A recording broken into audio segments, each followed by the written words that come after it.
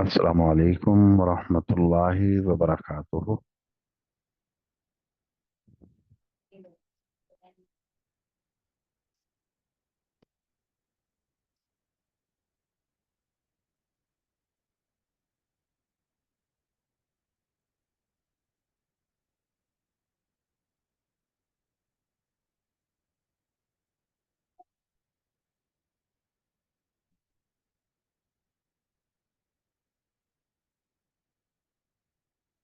چٹ خاں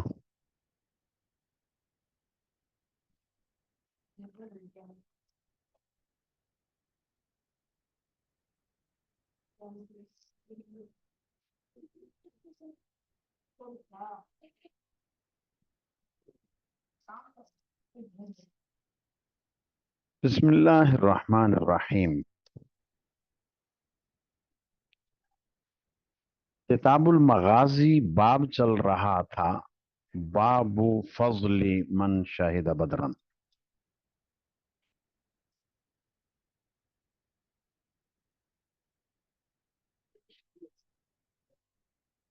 اور اس باب کی آخری حدیث تک پہنچ گئے تھے، ایک حدیث باقی ہے، تو آج وہی ایک ہی حدیث پڑھ کر انشاءاللہ بس کر دیں گے۔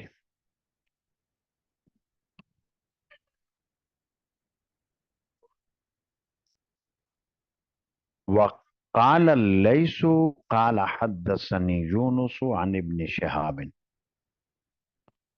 وقال اللیث، امام بخاری نے کہا، جس کا مطلب یہ ہے کہ یہ حدیث امام بخاری نے لیث ابن سعد سے سنی ہے اور کسی مکالمے میں سنی، اس لیے صیغہ تحدیث یا صیغہ اخبار یا صیغہ انبا نہیں۔ قال اللیث، لیث نے فرمایا، قال حدثني يونس عن ابن شهاب قال حدثني عبید اللہ ابن عتبة ان اباه كتب الى عمر ابن عبد الله ابن ارقم الزهري۔ عبید اللہ ابن عبداللہ ابن عتبہ فرماتے ہیں کہ ان کے والد ماجد، اور والد کون ہوئے؟ عبداللہ ابن عتبہ، انہوں نے عمر ابن عبید اللہ ابن ارقم زہری کو خط لکھا، کتبہ لکھا، خط لکھا، اور یہ دونوں تابعی ہیں۔ عبید اللہ ابن عبداللہ یہ بھی تابعی ہیں اور عمر ابن عبداللہ یہ بھی تابعی ہیں، اور خط لکھا یأمرہ ان یدخل علی سبیعۃ بنت الحارث الاسلمیہ، کہ وہ سبیعہ بنت حارث اسلمیہ کے اوپر داخل ہو جائیں۔ آگے جو قصہ آ رہا ہے،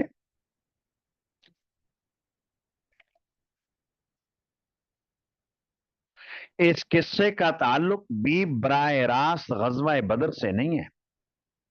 یہاں تو غازیان بدر کی فضیلت کا باب چل رہا ہے کہ فلاں بدری، فلاں بدری، فلاں بدری، تو یہ جو اصل قصہ ہے اس کا تعلق کتاب النکاح سے ہے اور کتاب العدت سے ہے۔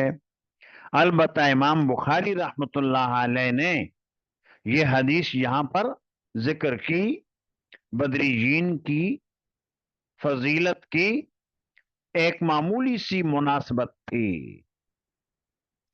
اور معمولی سی مناسبت کیا تھی کہ جو آگے مسئلہ دریافت کرنا ہے جن خاتون سے، یعنی یہی सुबैया बिनते हारिस, और इनसे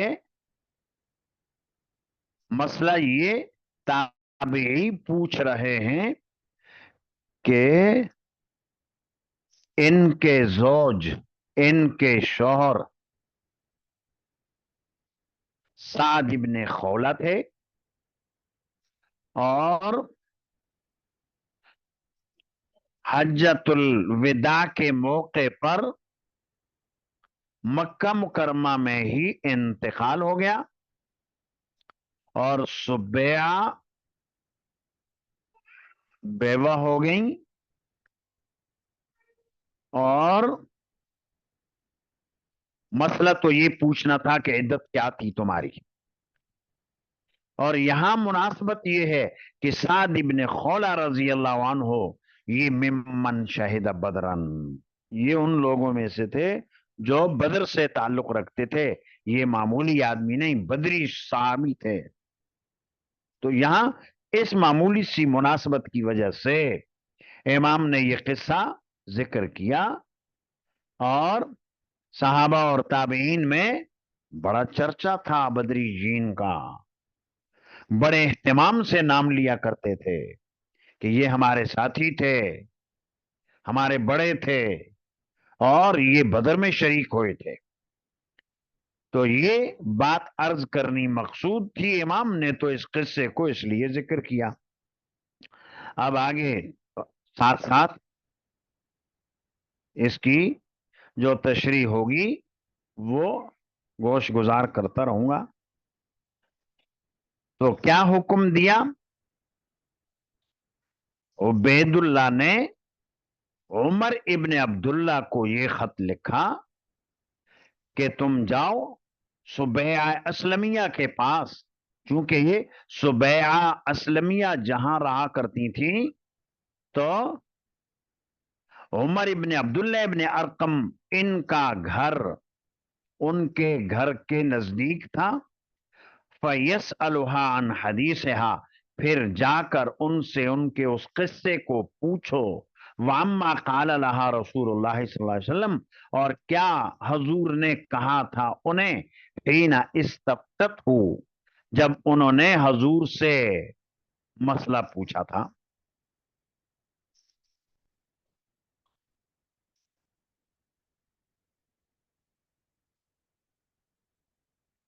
तो ये एक ताबई ने दूसरे ताबई को लिखा, दरखास्त ये की कि सुबैया असलमिया के पास चले जाएं, और सुबैया असलमिया सहाबिया हैं, और उनके पास से जाकर ये मसला दरियाफ्त कर लो कि नबी करीम सल्लल्लाहु अलैहि वसल्लम ने उनको जो जवाब दिया था वो क्या जवाब था जिस वक्त उन्होंने हजूर से ये मसला पूछा था। तो मालूम हुआ कि ताबीन और इसी तरह सहाबा किराम भी सहाबियात के पास मसला पूछने, हदीस पूछने या हदीस सुनाने जाया करते थे, आया करते थे, और पर्दे के जो अहकाम थे उनको मलहूज रखते हुए मसला खवातीन पूछने जाया करती थी अहले इल्म से। लिहाजा कोई खातून किसी आलिम के पास जाए मसला पूछने, या आलिम के पास जाए कोई हदीस सुनने, या कोई आलिम जाए किसी हदीस के पास, किसी खातून के पास हदीस सुनने, तो ये बिल्कुल जायज है। और अजवाज मुताहरात और सहाबियात हदीसें सुना भी करती थीं, सुनाया भी करती थीं। उम्मुल मोमिनीन हजरत आयशा रजी अल्लाह अन्हा से तो सहाबा और ताबईन इल्म हासिल किया करते थे। ان کی آواز بھی دوسروں تک جایا کرتی تھی، لہذا یہ جائز ہے، جبکہ کسی فتنے کا اندیشہ نہ ہو تو یہ سب جائز ہے، یہ معلوم ہوا۔ تو خیر سبیع اسلمیہ کے پاس جائیں اور ان سے جا کر پوچھیں اس مسئلے کو، اس قصے کو، اس واقعے کو۔ اور واقعہ کیا تھا کہ ان کے زوج کا انتقال ہوا تھا، اور اس وقت وہ تھی حاملہ، اور ان کی جو عدت تھی انہوں نے کیسے گزاری۔ فكتب عمر بن عبد الله بن ارقم الى عبد الله بن عتبہ يخبره، پھر عمر ابن عبداللہ ابن ارقم نے سبیعہ سے پوچھ لیا، پوچھنے کے بعد لکھا یہ عبداللہ ابن عتبہ کو، یخبرہ اسے خبر دیتے ہوئے، ان سبیعہ بنت الحارث اخبرتہ، سبیعہ بنت حارث نے انہیں یہ خبر دی، انہیں یہ حدیث سنائی، حضور کا یہ فتویٰ سنایا، انہا کانت تحت سعد بن خولہ، کہ وہ سعد ابن خولہ کے تحت تھی، یعنی ان کی زوجیت میں تھی، ان کی زوجہ تھی۔ وَهُوَ مِن بنی عامر ابن لؤی، اور یہ سعد ابن خولہ ان کا تعلق قبیلہ بنو عامر ابن لوئی سے تھا۔ ممن شہد بدرن، یہ سعد ابن خولہ ان میں سے تھے جنہوں نے بدر میں حاضری دی تھی، یہ بدری صحابی ہیں۔ تو امام نے بس اتنی مناسبت سے اس حدیث کو، اس قصے کو ذکر کیا۔ فتوفی عنہا فی حجۃ الوداع وہی حامل، انہیں چھوڑ کر وہ انتقال کر گئے حجۃ الوداع میں۔ عنہا ہا ضمیر کا مرجع یہ ہے سبیعہ، وہی حامل، اور سبیعہ اس وقت تھی حاملہ۔ تو سبیعہ تھی حاملہ اور مسئلہ پوچھنے گئی تھی آپ علیہ الصلوۃ والسلام سے۔ تو سعد ابن خولہ کی زوجہ تھیں، سعد ابن خولہ یہ بدری صحابی ہیں۔ تو امام بخاری نے ترجمۃ الباب تو ثابت کر دیا اس سے۔ سبیعہ اسلمیہ یہ بتاتی ہیں کہ حجۃ الوداع کے موقع پر ان کے زوج سعد ابن خولہ کی وفات ہو گئی، اور عنہا کی ضمیر جیسا کہ بتلایا زوجہ کی طرف، یعنی سبیعہ کی طرف راجع ہے کہ بیوی کو چھوڑ کر شوہر دنیا سے چلے گئے، وہی حامل، اور حال یہ تھا کہ یہ سبیعہ حاملہ تھیں۔ آگے فرمایا فلم تنشب ان وضعت حملها بعد، اور یہ نہیں ٹھہری مگر شوہر کی وفات کے بعد، بعد وفاتی ہی، شوہر کی وفات کے بعد نہیں ٹھہری، یعنی تھوڑا ہی عرصہ گزرا تھا کہ حمل وضع ہو گیا، زیادہ عرصہ نہیں گزرا، کچھ ہی دنوں کے بعد بچہ پیدا ہو گیا۔ اور حافظ بن حجر رحمۃ اللہ علیہ نے مختلف اقوال ذکر کیے ہیں۔ 15 دنوں کے بعد، زوج کی انتقال کے 15 دنوں کے بعد، یا 17 دن تھے یا 20 دن تھے، اور بھی روایتیں ہیں، اور زیادہ سے زیادہ 30 دن، مہینہ صحیح 2 مہینے صحیح۔ تو اتنی مدت، اور اتنی مدت کے اندر شوہر کے انتقال کے بعد حمل وضع ہو گیا، اور 20 تا 25 دن راجح قول کے مطابق 20 یا 25 دن تھے، اتنے دنوں کے اندر حمل وضع ہو گیا۔ تو اب پوچھنا یہ تھا کہ متوفا عنہا زوجہا، حاملہ ہو تو اس کی عدت کیا ہے، یہ عدت وفات کیا ہے، یہ مسئلہ پوچھنا تھا۔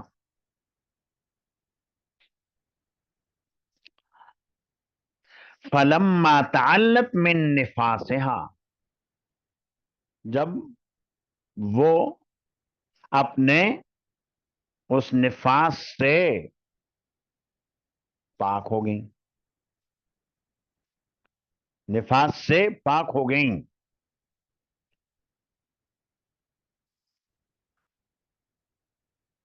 تجملت للخطاب، انہوں نے یعنی سبیہ نے زیب و زینت اختیار کیا خطاب کے لیے. خطاب خاطب کی جمع ہے، پیغام نکاح دینے والوں کے لیے. 20-25 دن میں حمل وضع ہو گیا تو اب خطاب کے لیے زیب و زینت اختیار کیا. تو یہ مسئلہ پوچھنے کی نوبت اس لیے آئی کہ دور صحابہ میں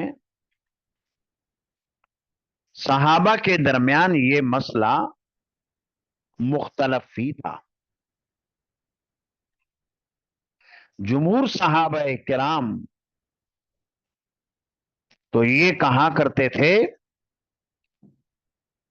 کہ حاملہ کی عدت ہے وضع حمل. سورہ طلاق میں ہے وَأُولَاتُ الْأَحْمَالِ أَجَلُهُنَّ أَن يَضَعْنَ حَمْلَهُنَّ، جو عورت حاملہ ہے اس کی عدت وضع حمل ہے، لہذا سبیع اسلمیہ کا وضع حمل ہو گیا 20 دن میں یا 25 دن میں، لہذا عدت ختم ہو گئی. جمہور صحابہ کا تو یہ موقف تھا، تابعین کے اندر بھی یہی بات تھی. البتہ بعض صحابہ کرام جن میں حضرت علی اور حضرت عبداللہ ابن عباس رضی اللہ عنہما کے نام سر فہرست ہیں، یہ کہا کرتے تھے کہ اس کی عدت ہے ابعد الاجلین. ابعد الاجلین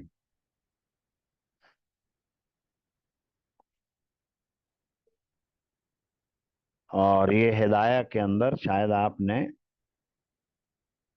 مسئلہ پڑھا ہوگا، اگر 4 مہینے 10 دن پہلے گزر گئے وضع حمل نہیں ہوا تو عدت گزارے گی عورت وضع حمل سے. 4 مہینے گزر جائیں عدت ختم نہیں کی. اور اگر پہلے ہی وضع حمل ہو گیا 4 مہینے سے تو ابھی عدت پوری نہیں ہوئی بلکہ 4 مہینے 10 دن گزریں گے، 130 دن گزریں گے تب عدت پوری ہوگی. اس کو کہا جاتا ہے ابعد الاجلین. ابعد الاجلین یعنی دونوں مدتوں میں سے جو لمبی ہوگی اس کے مطابق عدت گزارے گی. مثال کے طور پر 20 دنوں میں وضع حمل ہو گیا تو عدت 4 مہینے 10 دن گزارے گی. اور اگر 4 مہینے 10 دن گزر گئے ابھی وضع حمل نہیں ہوا تو عدت نہیں گزری بلکہ وضع حمل تک انتظار کرنا پڑے گا. اس لیے حضرت عبداللہ ابن مسعود رضی اللہ عنہ کا موقف تھا جمہور والا ہی، کہا کرتے تھے کہ وضع حمل، اور تنقید کیا کرتے تھے حضرت علی اور حضرت عبداللہ ابن عباس کے اوپر کہ تجعلون علیہ التغلیظ ولا تجعلون لها الرخصہ، یعنی تم سختی کرتے ہو آسانی نہیں پیدا کرتے. اب جلدی ایک عدت گزر گئی تو وہ دوسری عدت جو بعد میں ختم ہوگی وہ اگر 8 دنوں کے اندر حمل وضع ہو گیا تو کہتے ہو نہیں بلکہ 4 مہینے 10 دن 130 دن یہ ہوں گے. اور اگر 8 مہینے بعد تو اب یہ 4 مہینے 10 دن گزر گئے 8 مہینے تک انتظار کرے گی. تو یہ ابعد الاجلین کی صورت تھی. تو صحابہ اور تابعین کے زمانے میں ابعد الاجلین کے قائل تھے بعض صحابہ جن میں حضرت علی اور حضرت ابن عباس بھی، اور ابن عباس رضی اللہ عنہ کا رجوع بھی جمہور کی طرف ثابت ہے۔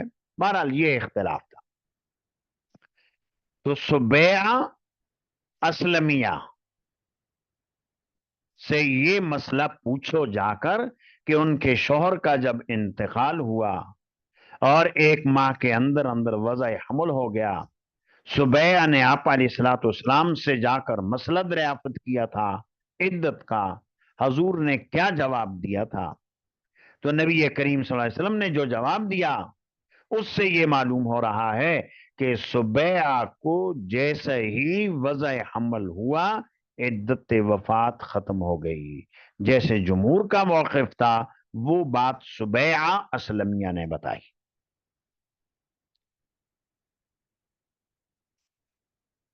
تو جب ایسا سبیعہ نے کر لیا، مسئلہ پوچھ لیا، حضور نے مسئلہ بتا دیا، تو انہوں نے حضور سے مسئلہ پوچھنے سے پہلے ہی پیغام نکاح لانے والوں کے لیے زیب و زینت اختیار کیا۔ فدخل علیہ ابو السنابل ابن باکک، تو ایک شخص ہیں ابو السنابل ابن باکک، یہ آئے ان کے پاس، اور ابو السنابل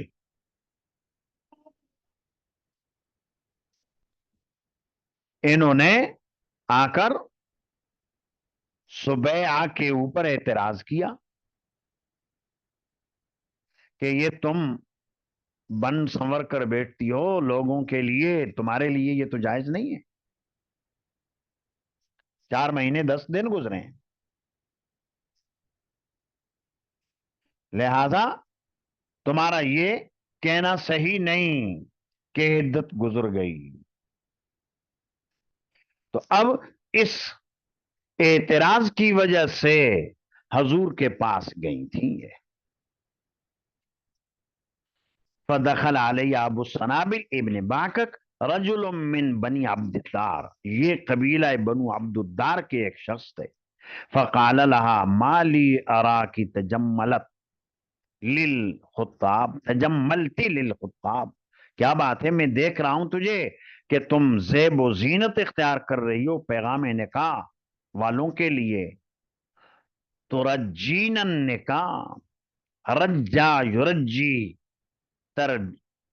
ترجین یہ مؤنث کا صیغہ ہے، واحد مؤنث، نکاح کا ارادہ رکھتی ہے تو، یہ سوالیہ جملہ تھا۔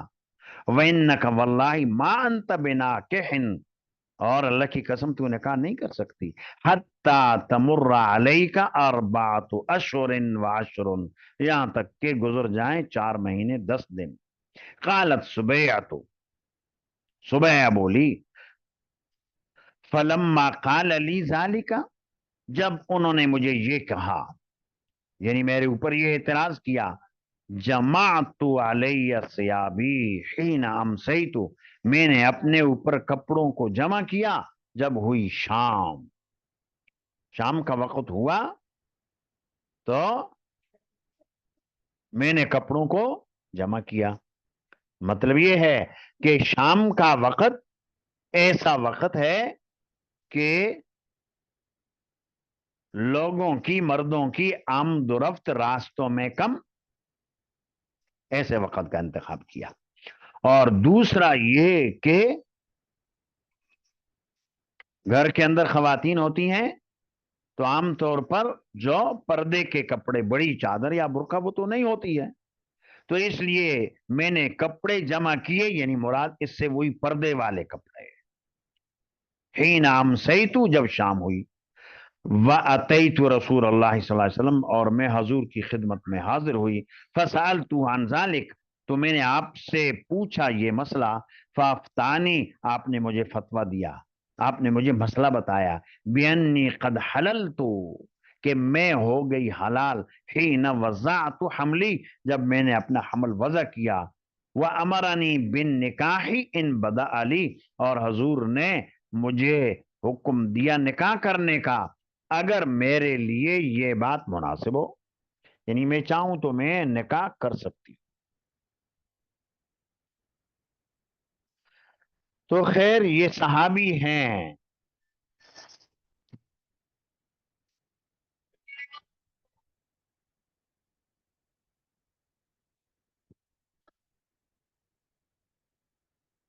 جی السلام علیکم. وعلیکم السلام. جی جی ٹھیک ہے. 5-10 منٹ میں چاہ چلو. ٹھیک.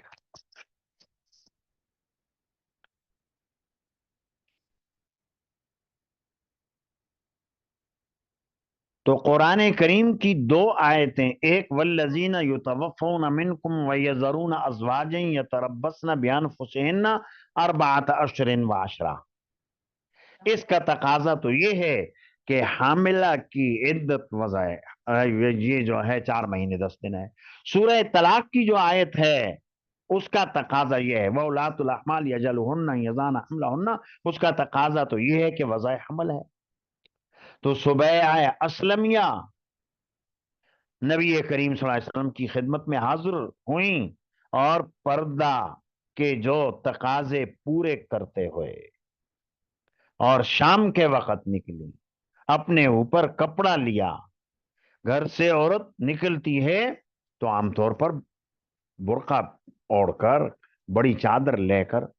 تو یہ صورتحال تھی اور حضور سے مسئلہ پوچھا.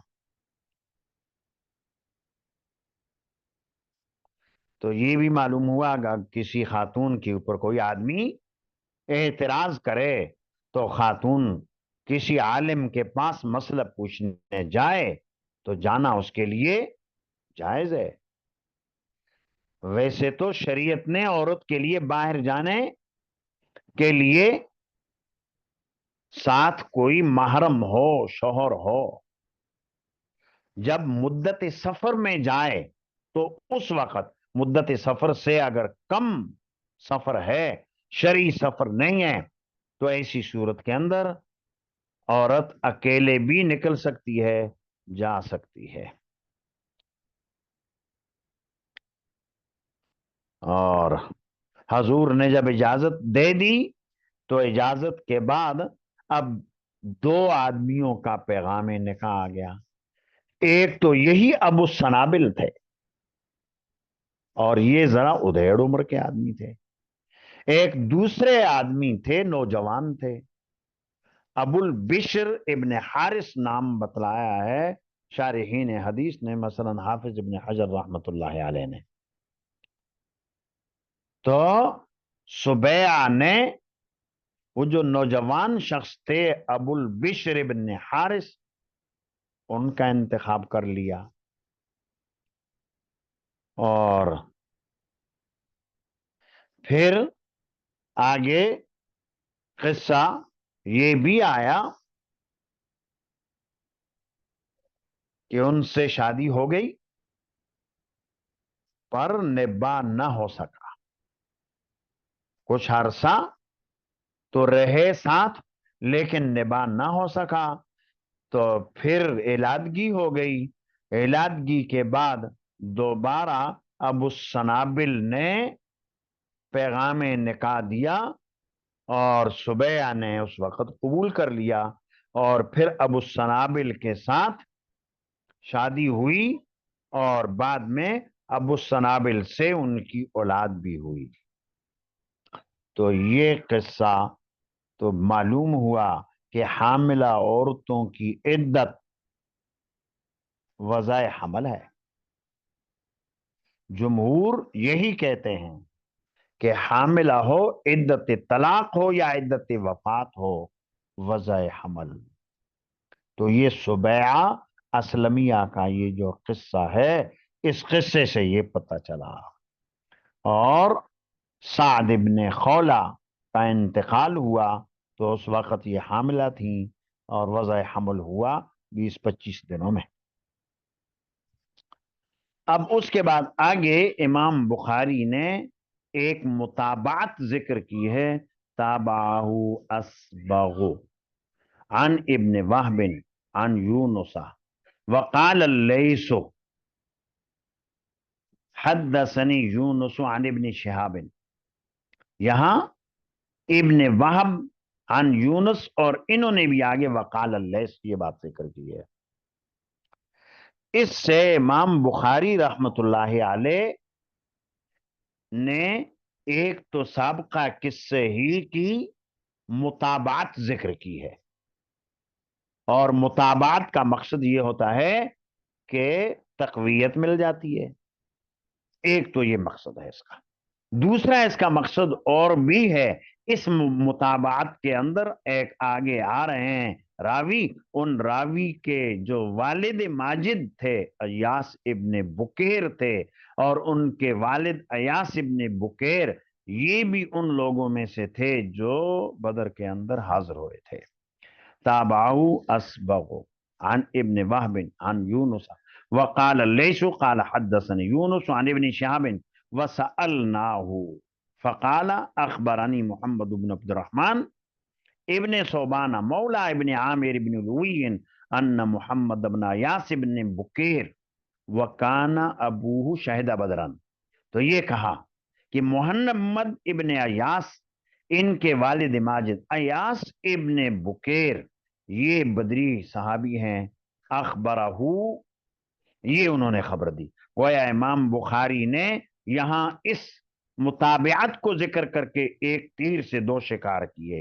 ایک تو یہ ہے کہ سابقہ قصے کو تقویت دینے کے لیے اس کو ذکر کیا، اور دوسرا یہ کہ اس سند کے اندر جو محمد بن ایاس آئے ہیں ان کے والد کا بدری ہونا بھی بیان کر دیا۔